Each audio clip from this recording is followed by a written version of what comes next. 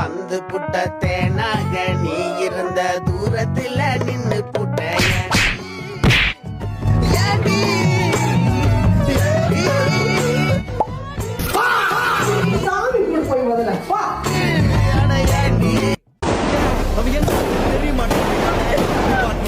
பேசாதடா பையாண்டே ஐயோ அவனா ஒரு மோடா முட்டி பையாண்டே வேற யாரு அது நான் தான் அந்த பையன்டே யாரா அந்த பையன் நான் தான் அந்த பையன் சபா நான் தான் அந்த பையன் இப்பவே கண்ணை கட்டுத நான் தான் அந்த பையன் எடுத்தேம்பாரு ஓட்டம் மார்க்கெட் கூட நான் பாக்கலையே அப்படி ஒரு ஓட்டம்.